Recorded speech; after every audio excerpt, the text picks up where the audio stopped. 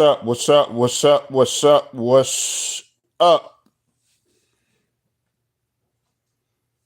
How y'all feeling?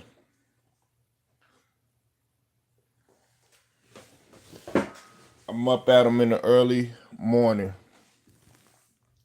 Had a terrible day yesterday, but we're gonna make this day much better. What's up with it, Alex? I see you in the building, man. Um, I'm coming to you to talk to you about a couple of things today, and we're gonna put some numbers behind it. What's up with it, Ted? I see you in here. We're gonna put some numbers behind it, not just off of just based on a opinion or how I feel about the situation. Of course, I am going to throw that in there, but I do have to put things in its proper context and its proper perspective. Um, I'm gonna be giving you more of reasoning behind some of the things that I say. I'm not just gonna go based off of how I feel about the situation or just candid emotions, which a lot of people are. Um, they're prisoners of the moment, things of that nature. I want to give a shout out to my brother BJ from the Pull Up Podcast, man. If you're not sub to BJ, definitely go sub to my brother. Now we were talking and we were having a discussion, and of course he feels differently than I do. Just like a lot of guys that I talk to on here feel differently about Joel Embiid. I'm probably of the minority that feel the way they feel about Joel Embiid. Okay, and y'all just think that I come on here and hate on these players or something like that, or you think that it's something personal. No, it's from what I see, and it's from what the production that's being put out there. You have a resume. I know, I know, I know. I know you don't want to hear it. I know. Y'all wanted me to get on here and get all wild and stuff like that, but it's coming, okay? Just relax. I'm definitely going to tell you how I feel about the situation. Just be patient with me. Just be patient. Now, um, my guy, pull up, man. He, of course, he told me that, Joel Embiid is the cornerstone of the franchise and stuff. And we needed to sign him. Of course, you know that Joel Embiid he signed a 3 year, 100 and for 192 mil. Okay, and shout out to Stephen Green too, because he feels the way that I feel about this situation. Um, Joel Embiid, since he's came into the league in 2015, let's just call it what it is. Individual wise, you might say, okay, yeah, he's phenomenal, all this other stuff. But one of the things that sets you apart from being a great player is not only of course, your talent and stuff like that, but talent can only take you so far. It is your durability, man. And one of the knocks on Joel Embiid is his durability. Okay, LeVar Ball, of our people, okay, he was the one of the ones that pointed it out. LeVar Ball, yeah, LeVar Ball. His sons came into the league. When we talk about Lamelo, and when we talk about Lonzo, and of course he had Jello that was trying to get in the NBA, but he had two sons that were playing in the NBA. And you remember when Lonzo had first came in, Joel Embiid was, and everybody, all these guys were talking trash about Lonzo. Well, LeVar Ball wasn't. he wasn't sweating Joel Embiid, nor was he sweating a guy like Ben Simmons. You know why? Because he was speaking facts about them, and he said basically that why am I going to listen to somebody who's constantly hurt and who never plays, right? And that probably lit a fire in Joel Embiid to some extent because it's the truth. Now, let's go ahead and let's talk about this. I know y'all want me to get to the point. I will. In 2015, okay, Embiid, when he came from Kansas, because a lot of y'all don't understand that I did follow Joel Embiid. I followed him in high school and I followed him in college. And I said, with the little work and with his ethic, he could actually be close to, some form of Hakeem Olajuwon. And I don't really say that about a lot of players because what separated Hakeem Olajuwon, who is my starting all-time center, was his durability and his tenacious tenaciousness on defense. Okay, and when he was at Kansas, he did show flashes of that. He showed flashes of that. But when he came in, unfortunately, what's up with it, Jelly Bean? I see you in here. In 2015, he came in and he was hurt. Well, guess what that did for our franchise? He came in, he talked about the process. Well, it was a process of not even making the playoffs, all right? In 2016, guess what? He was still hurt. Him along with Ben Simmons, they consistently stayed hurt. And the reason why I know this is because he hurt his foot. He had foot problems, okay?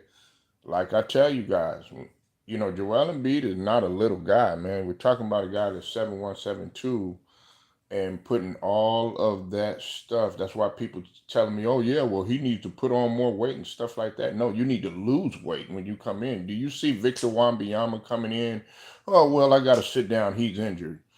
Oh, well, nah, he's not going to be able to play. He's got this hurt. No, Victor Wembanyama is 7'4", can move like he's 6'2", still durable, plays both ends of the floor, can play like a guard, and also can yet still get in and bang with the big boys. And I don't want to hear any of this stuff about, well, he hasn't gotten hurt. Yes, he has. He sprained his ankle damn near to 90 degree, and guess what? He tied his tennis shoes and got the fuck back out there. So I don't want to see or hear any of those excuses, right?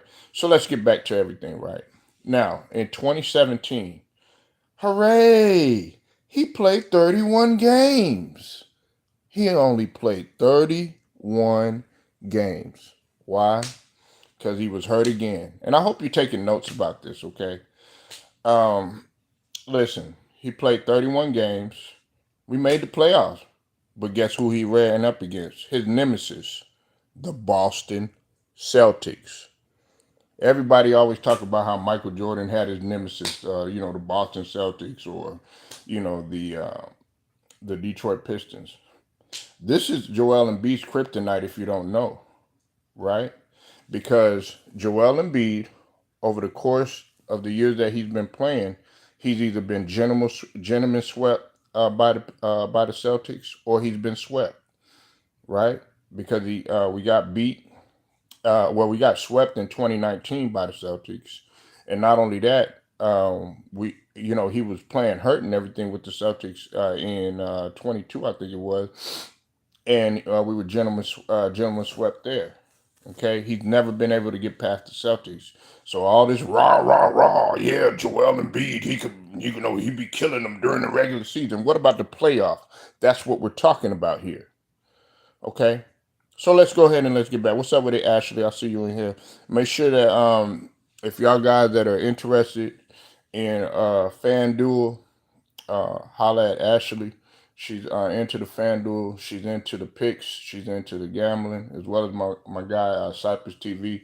Make sure y'all go holla at him.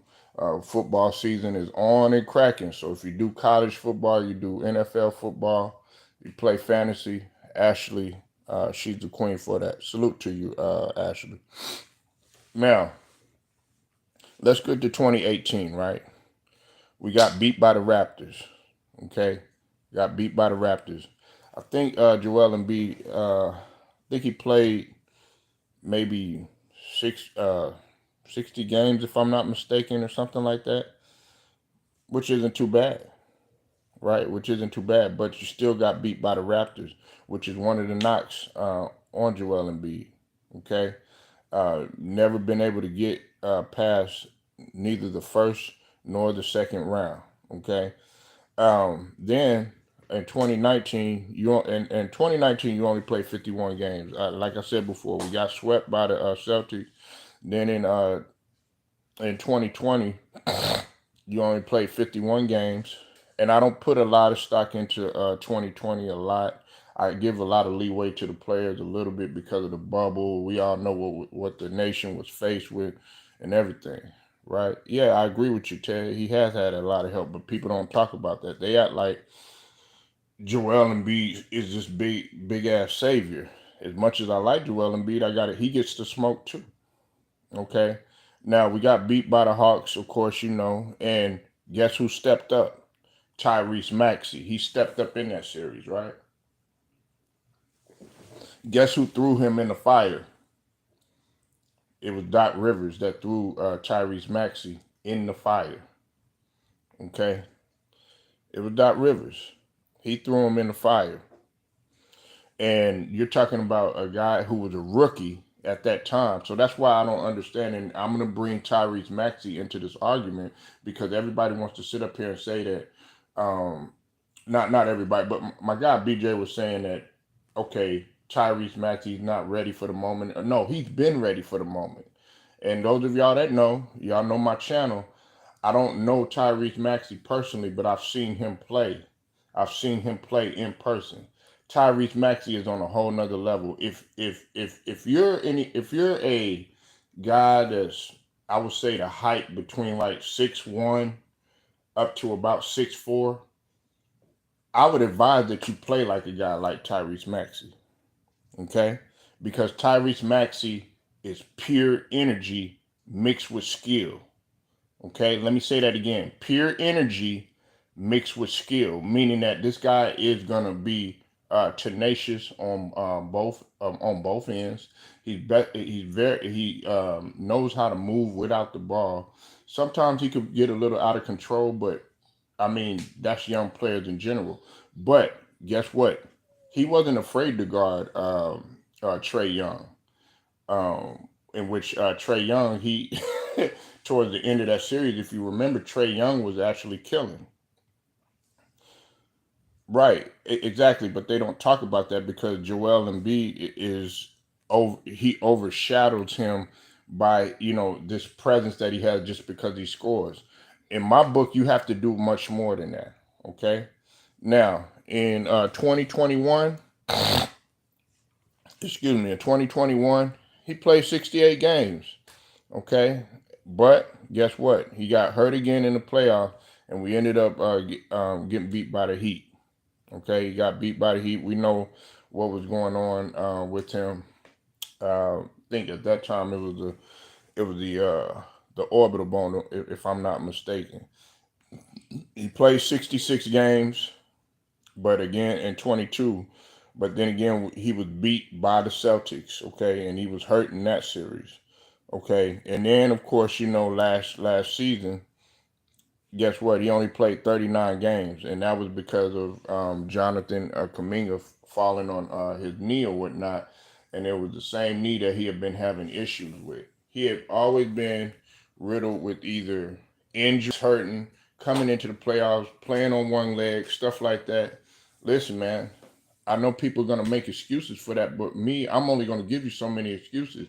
I told you not to play. I told you, and I'm not the only one, who should be telling you this or anything like that. But what I'm saying is you should have sat down.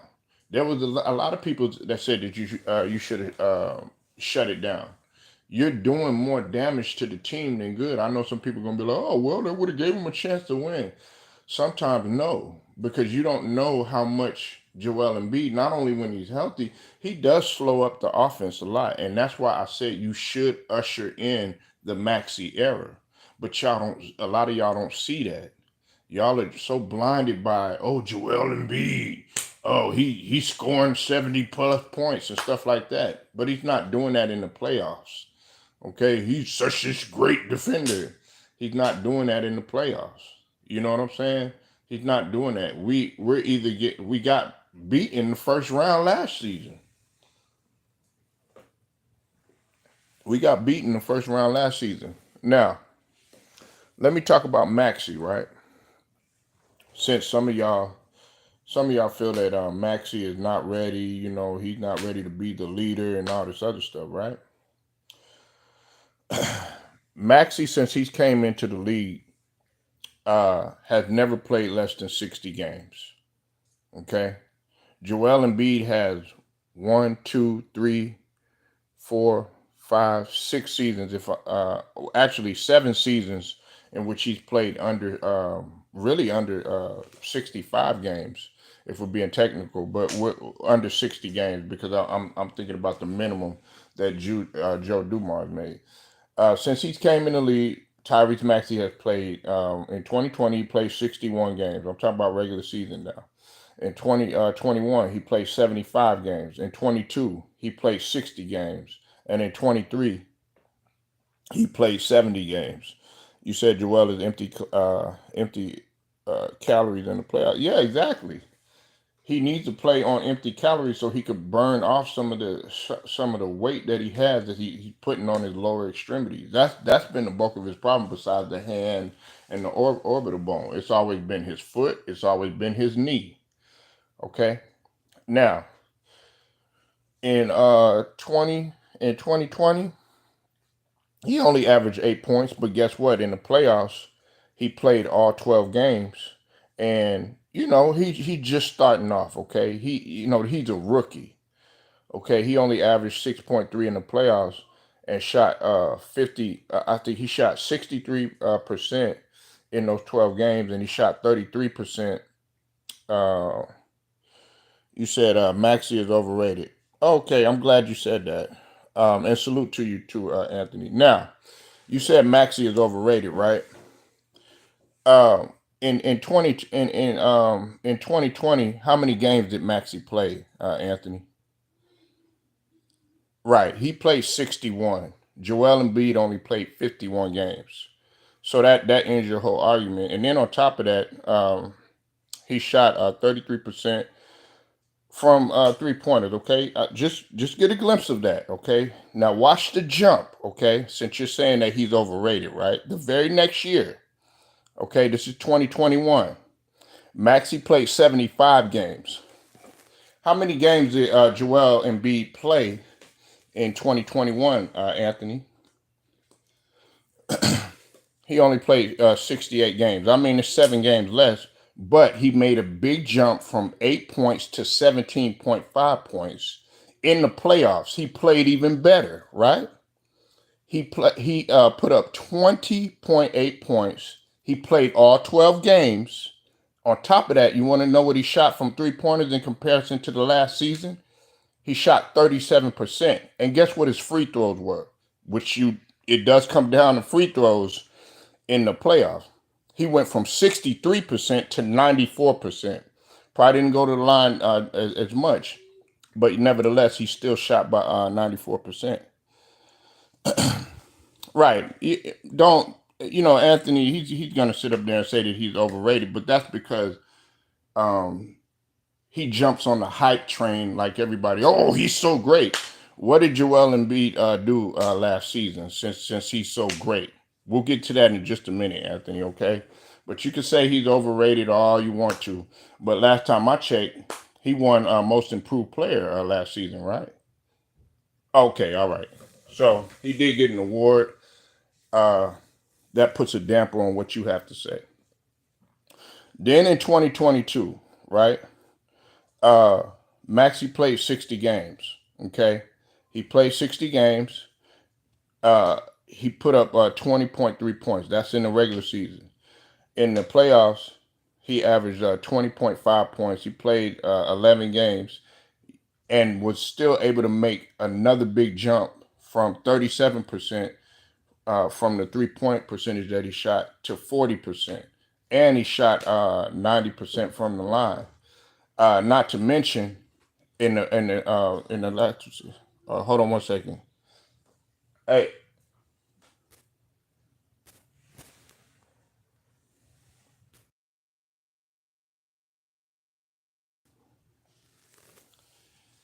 can he help Philly get out of the second round? Yes, he can.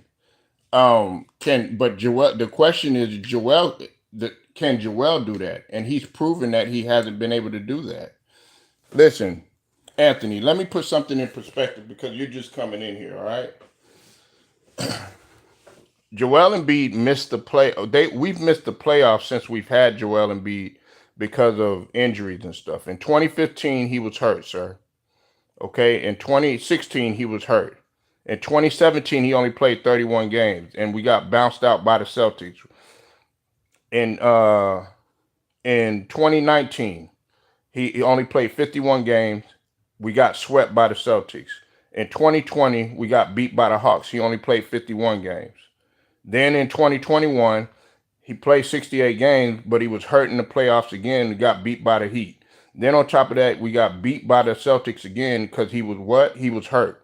Then by your team, I think that's your team, Anthony, the Knicks, okay? He was still wasn't 100%, and we got out in the first round, okay?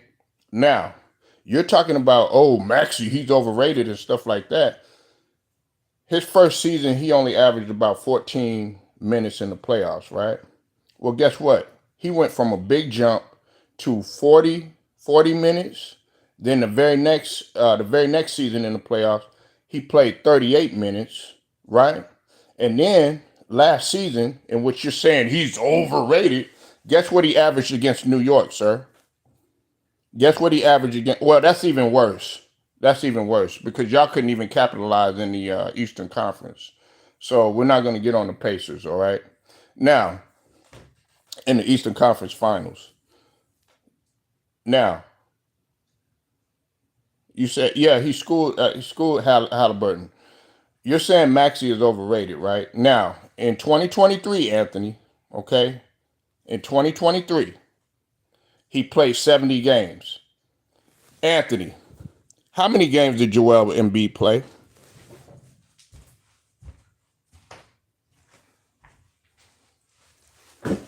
I'll answer it for you. He only played 39. You know why? Because he was hurt again.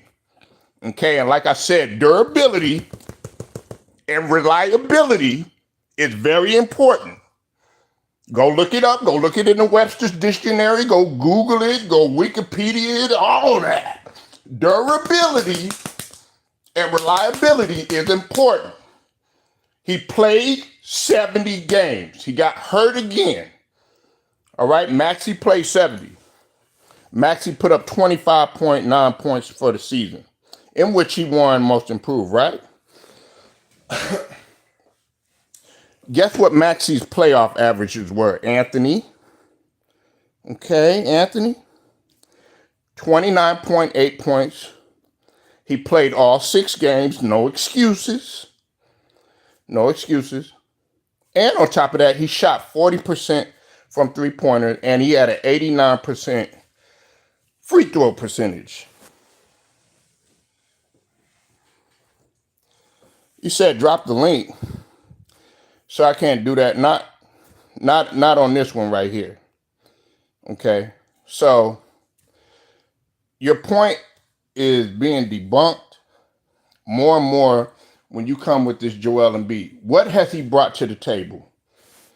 You're talking about a guy in Maxey that is taking over pretty much everything that Joel Embiid is supposed to be doing. Maxey is durable, but see, that's your problem, man. You so focused on the name. Oh, Joel Embiid and getting gold medals. How come he gets cooked by Jokic each and every time? How come he's afraid to show up against Jokic when it comes to this NBA turf over here in America? Yeah, he cooked them over there in the U.S. Olympics, but Jokic is the one that's getting rings. Jokic is the one that's getting MVP. Embiid cannot get out of the second round. He can't even get out of the first round last season.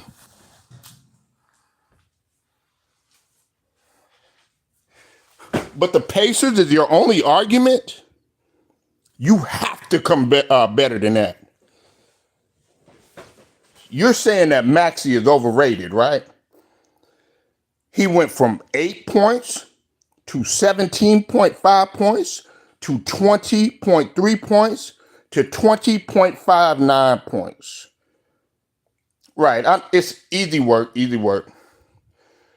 It's going to be a whole bunch of yelling and screaming and coming from the brother. And he hadn't been here in a while. No, but it don't matter. We still grind around this hole. You could get it the South way, the Southern way, West Coast way, Midwest way. It don't matter. But Maxey is showing more and more that you can rely upon him. You can't rely on Joel Embiid. Every time you turn around, oh, he's hurt. But, you could play 100% in the Olympics. You could consider playing for Cameroon in the Olympics. No, what about your goddamn team here, the Philadelphia 76ers? No, Maxey, listen to the first part of his name. Max. That's why he deserved the max contract. You're talking about a guy played under. See, you gotta keep repeating it. You have to keep repeating it. He has not played under 60 games. Joel Embiid. 1, 2, 3, 4, 5, 6. 6 seasons in which he's played under 60 games. Explain that to me. Oh, he is that dude. You just don't know basketball, sir. Maxey is that dude. 29.8. Yeah, he's that dude. I'll take 40%.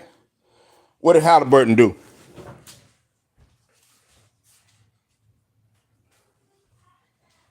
What did Halliburton do?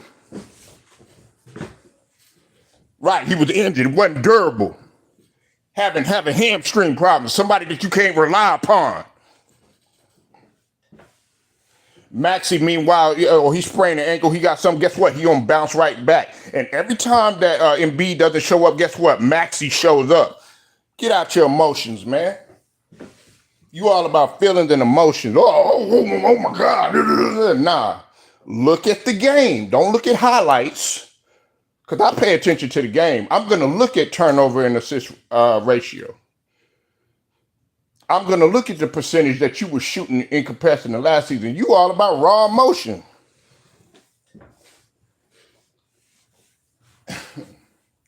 And I like Halliburton, but he wasn't durable. And he played horrible against the Celtics. Maxey, you can't say that about him when he played against New York. Hooray! Hooray! He went to the Eastern Conference Finals, but it wasn't all on Halliburton. You know who it was? You know who it was? It was a guy named Siakam. It was his backcourt running mate. Hell, Miles Turner was even putting in work.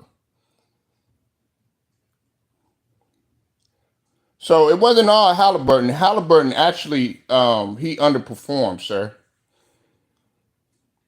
But I like Halliburton. But, don't forget he did get hurt. And durability does matter.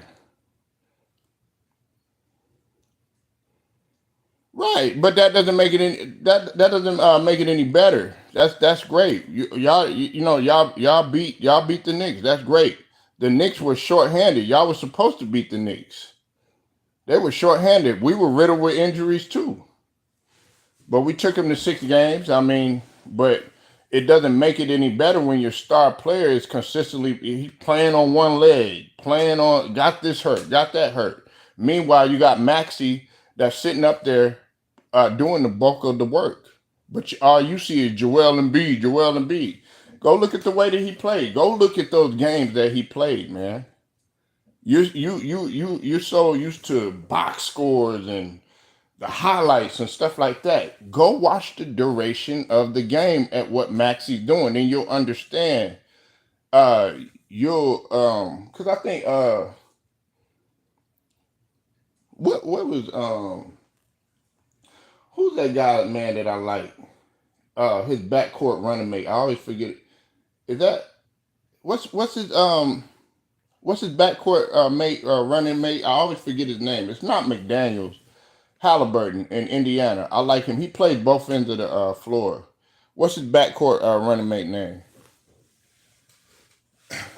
Because that guy gets no credit. Is it McDaniels? That no, that I'm thinking of Minnesota. What's that guy's name? I always forget his name, man. I'm going off the top of my head right now. Yeah, no, there you go. Bron. There you go. That guy right there, he saved a lot of y'all asses, Anthony. When we talk about the Indiana Pacers, you know why? Because he was playing both ends of the floor. That guy was guarding. He was guarding like 2, 3 people, and on top of that, he was. You could rely on him in terms of offense and stuff. He did a lot of the dirty work and covered up a lot of what's it called Halliburton's deficiencies. Yeah, Bryant. But that guy right there, yeah, I always get him mixed up. I was about to call him McDaniel. But like I said, and then you're talking about if y'all happen to just so play a team like let's say y'all play a team like Minnesota, Anthony, where y'all got to go up against these quick, fast guards like an Anthony Edwards, like a Terrence Shannon Jr. who they've added, like a McDaniels, or if y'all happen to play a SGA in OKC with the guys that are in the backcourt there, y'all are gonna have problems. Y'all are gonna have problems. Don't matter.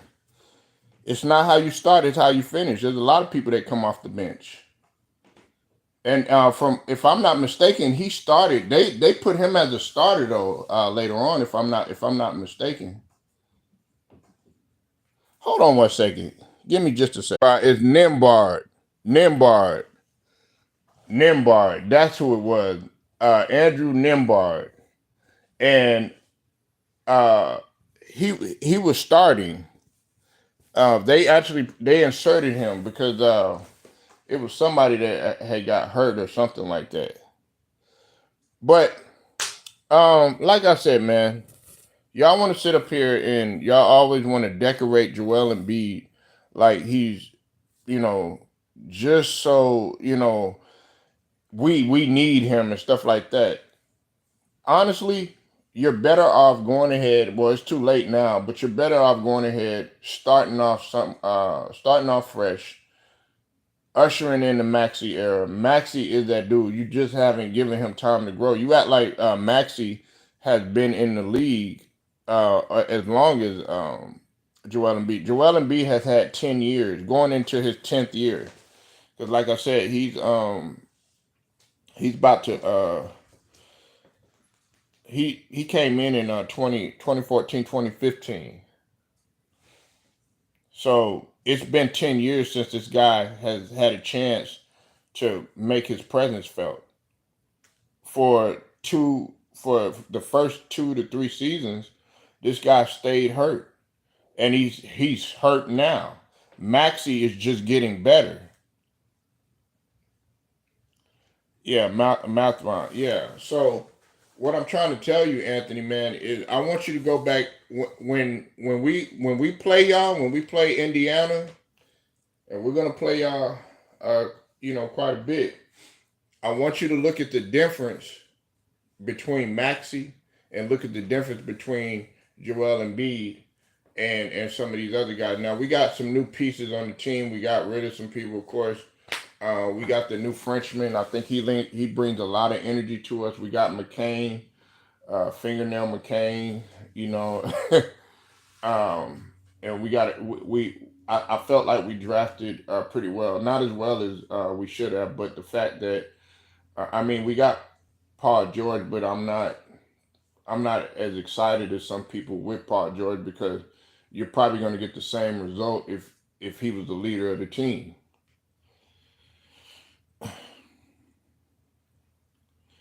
You said watch out for Randall this year. Who? Julius Randle? If he doesn't get hurt, and I love Julius Randle. That's another guy that I've seen play right in person. I like Julius Randle, but his problem has always been health. It's never been Julius Randle. Julius Randle is very skilled. You know, all these people that talk down on Julius Randle, I've seen him play. All this stuff about he can only go left. Yeah, right. Say that to him and try to guard a guy in Julius Randle who is 6'10". He's about 6'9", 6'10", and he could pretty much do everything on his right side. Julius Randle can handle the rock. Julius Randle can pull up on your ass. Julius Randle does have moves in the post. Julius Randle, when he was bigger, especially when he played at Kentucky, he could grab the rebound. He could dunk tip. I mean, he could run the floor. Like, all you guys that are sitting up here saying, oh, Julius Randle is trash, you don't know what you're talking about, man. Yeah, I know. Unfortunately, but I would have rather had OG or Nunna Boy. Or I would have, see, you're blessed and lucky to have Pascal Siakam. Hey, and I'm gonna be honest with you. I like Miles Turner. I think Miles Turner gets a bad rap, man. I like Miles Turner's game. I had the pleasure of seeing Miles Turner play out here too. Miles Turner, that's another guy. Shout out to Kwame Brown. He looked just like Kwame, man. um, you said Randall is mid. Like when you say mid, what do you mean? Angela Bell, what's going on? How you doing? 7-year-old team to cook off in 40 minutes. I just came. Hey, appreciate it, man. Thank you, bro. You said Turner can't rebound. Um, I felt like Turner, he could be a better rebounder. He's a solid rim protector. Could be a lot better or whatever. You know, sometimes he gets a little bit lazy, but I overall I like Turner's game. I like what Indiana did. I like what Jim Carrey did, man. Oh yeah, we got our games. We got our games tomorrow, Angelo. We got a softball game and we got a soccer game. But it just depends on my daughter's asthma. My daughter's asthma been acting up. So you said mid means he can't mid to means he can't carry a team. Well, if that's the case, then Joel Embiid is mid. Oh shoot, yeah, oh yeah, you know, yeah, I know what you're talking about, Anthony. You know, so when you say mid, you know, so you talking about in terms of weed. So Maxi would be loud, Joel and B would be mid. Yeah, you smoking that, you smoking that mid. Yeah, that's what Joel and B is. He mid. He can't carry a team or shit.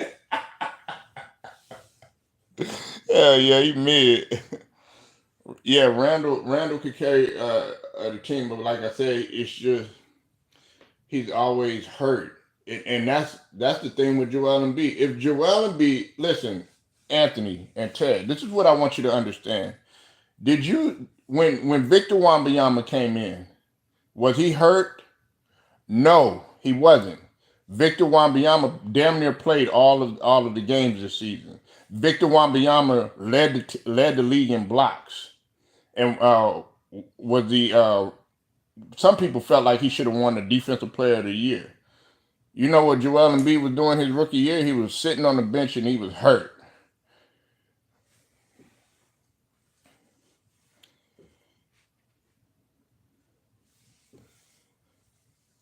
Yeah. Luca, like he that granddaddy perk. Yeah, don't get it twisted. Just because I don't talk about weed on here, don't act like I don't know the the new shit that they got coming out. Matter of fact, I think Sean Kemp and Gary Payton had some new stuff coming out.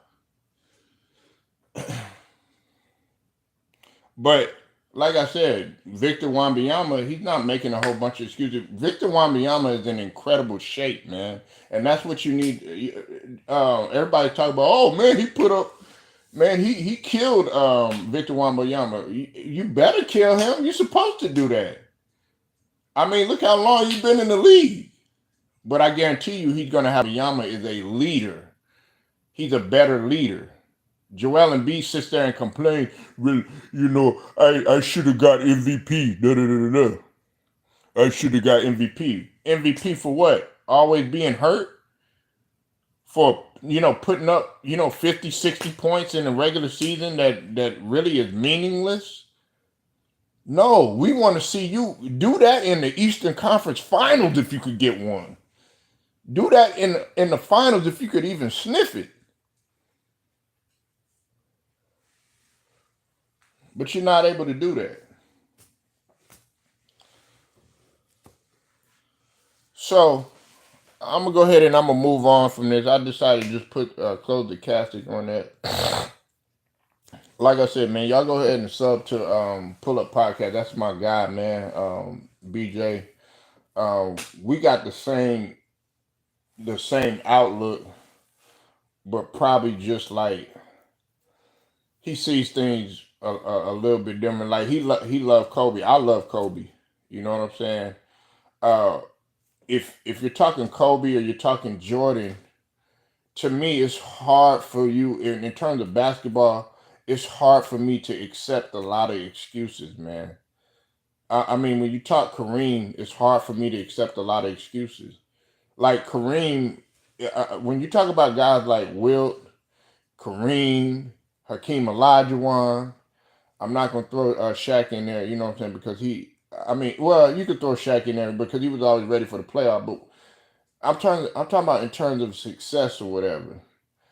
Like Joel Embiid, he can't really be put in the class. Yeah, he could be put in the record books and all this other stuff, but like, come on, man, he's not. He'll always go down as like a Dominique Wilkins type. You were always great in the regular season, but you could never get out a particular round of the playoff. You always gonna go down as like a T-Mac. You know what I'm saying? You could never get out, a certain round of the playoffs. Never could get to the championship. That's why I don't decorate him. Now, LeBron James sat up there and said this old capping that shit, right?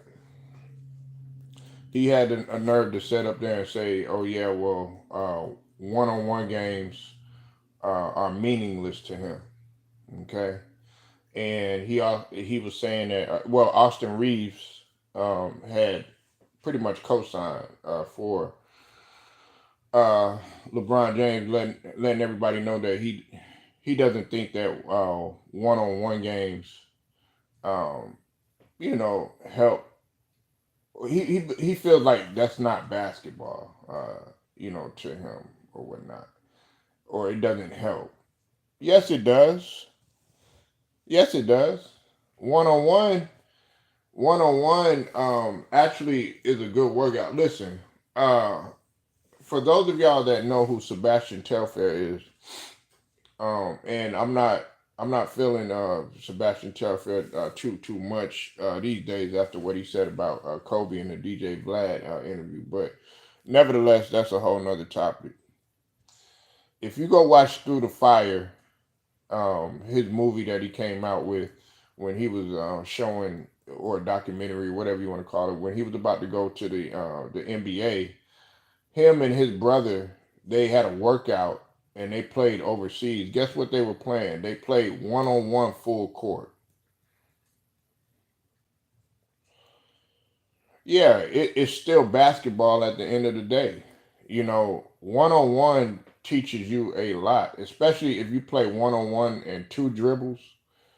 What that's going to teach you is, okay, you only have two dribbles to make a move. So you're in the triple threat position, right? You're in the triple threat.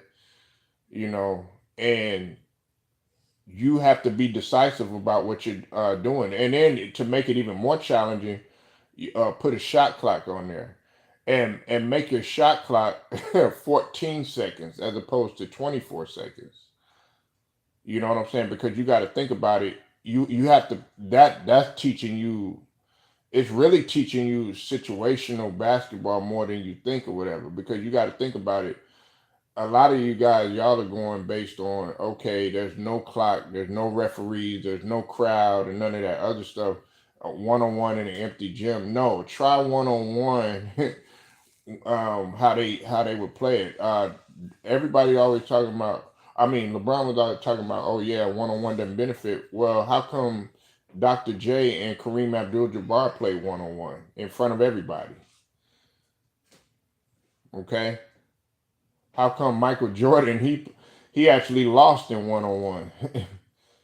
You know, it was rumored that Ron Harper beat him in one on one. There's a couple people that have beat Michael Jordan in one on one, but he pretty much was notorious for playing one on one games. Kobe Bryant, he loved one on one games. Wilt Chamberlain used to play Bill Russell. They said that they used to go to their houses for like Thanksgiving or Christmas or something like that, and they would be in outside playing one on one for hours. Yeah, Larry Bird played one on two. He played one on two. He played Brian Shaw and he played somebody else. And if you don't believe me, go watch Paul George's podcast. Salute to Paul George. I don't have nothing personal against Paul George. I think he's a tremendous player, but I don't think that he's a good fit for the Philadelphia and what we're trying to do. But yes, Brian Shaw, B. Shaw, he talked about Larry Bird and them playing one on two on one. So all this stuff about one on one doesn't benefit and all this other stuff, it benefits in a lot of ways. And some of y'all and see that's the thing. One on one teaches you a lot of stuff to do in in the half court. You said Barkley. I hadn't seen I hadn't heard about Barkley playing too much one on one or whatever, but I'm thinking about some of the guys that I've seen actually play one on one. Like if you go to Rico Hines, they're gonna go one on one. You know, king of the court. What do you think that is? King of the court is one on one. Shout out to the brothers in the lab, and shout out to Hezzy guy. I know you know Hezzy guy is a little crazy, but Hezzy guy and the stuff that they're doing, that's perfect. You know, to play basketball. I remember when I was really playing and going at it or whatever. One on one was a you if you play one on one against a guy who is far better than you, and you play him after a while, and he's just continuously busting your ass, you're gonna get better. It's gonna motivate you, you know. And everybody thinks like, oh yeah, Jordan couldn't be beat or um, Kobe couldn't be beat or something like that. They're not gonna tell you outright that they got beat, but some of these guys have probably, you know, they've been beat by, in one on one. If you haven't lost a one on one game, then you really haven't played.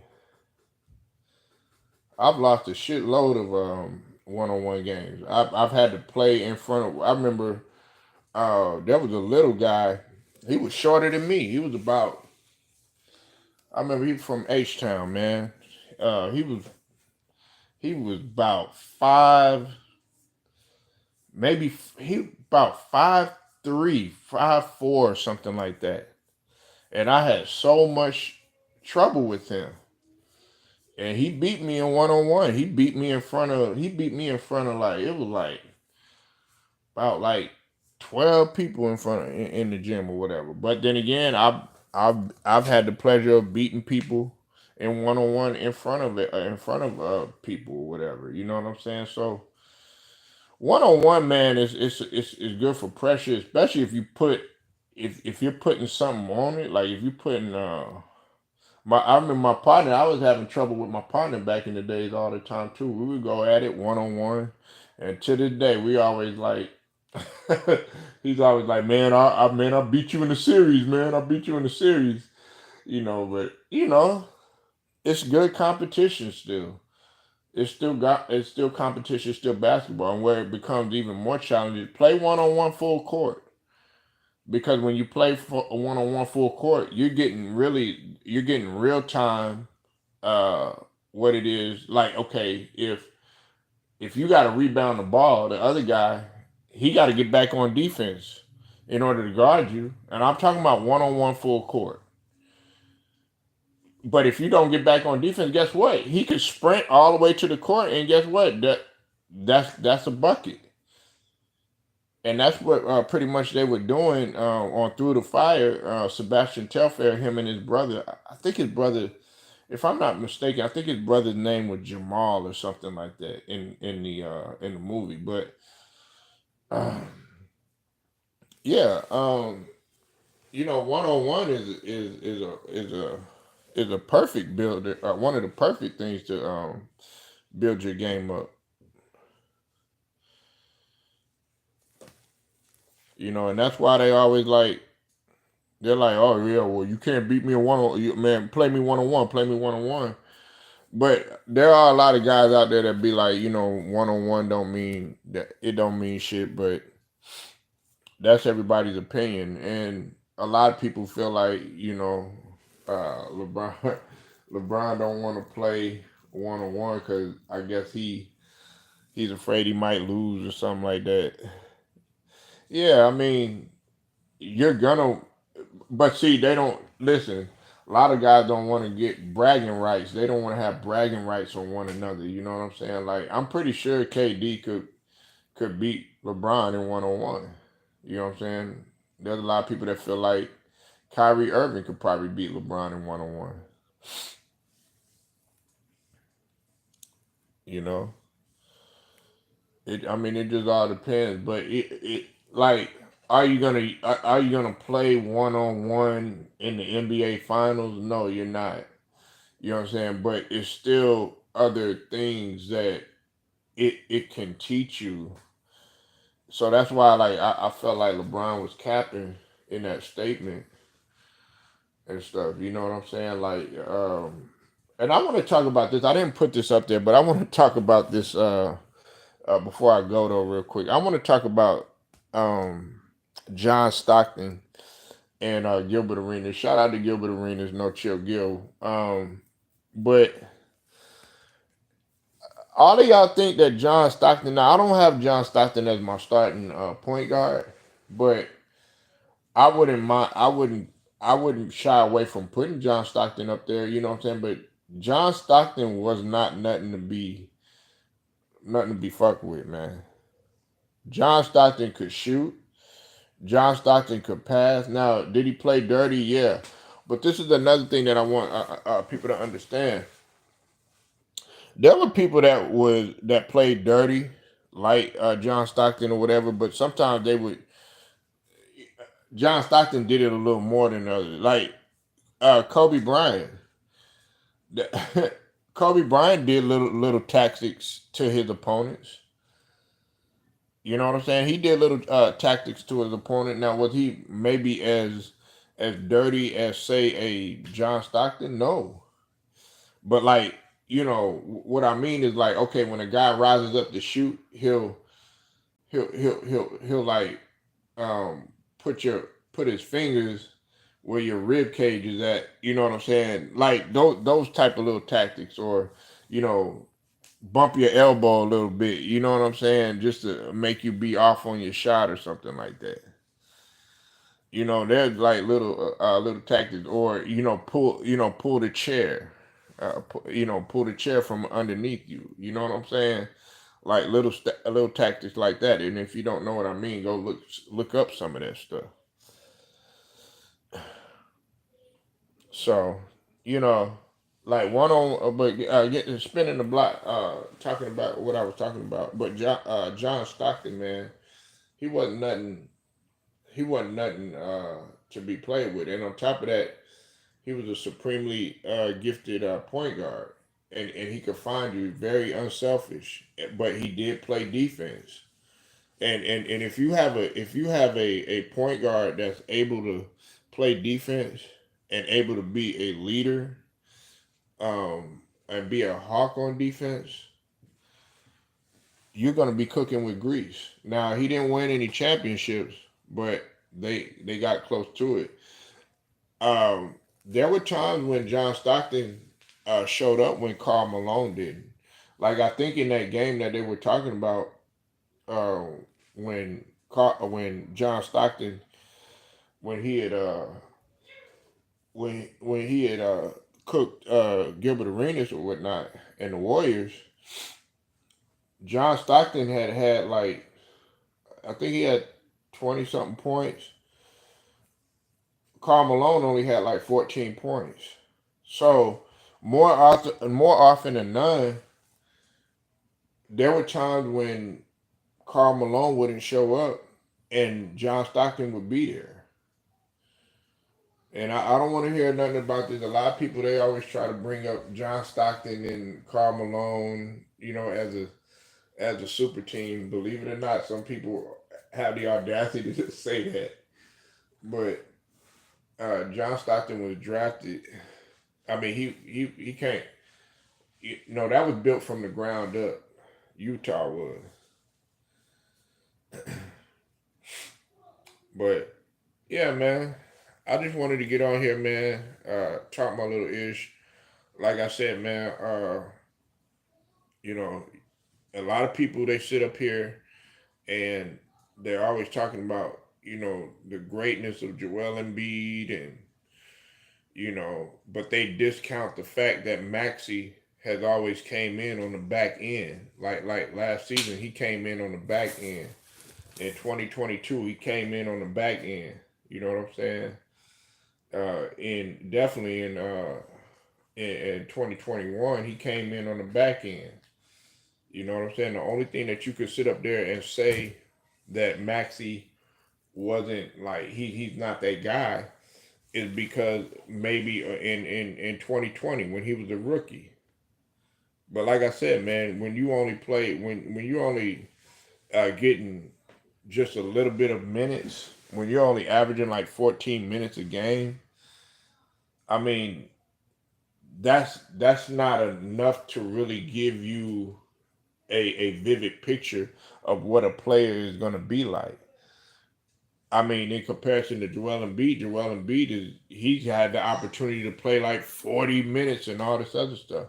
But when you give the guy minutes like Maxi, who jumped up from 14 minutes to 40 minutes, and then played 38 minutes, and then played 44 minutes, then okay, you get to see the value of this guy. And Maxi ain't got nothing but time on his side, man. He has nothing but time on his side. You talking about a guy Maxi really hasn't even scratched the surface of his prime yet. He just now starting to get into his prime. You know what I'm saying? He's still a young dude. I don't even think Maxi is, if I'm not mistaken, I don't even think Maxi is 25 yet. So, uh, yeah. That's all I wanted to talk about. Make sure you like the video. Make sure you share it, subscribe, hit them notifications too. Straight to the point, sports and entertainment. I'll get at you.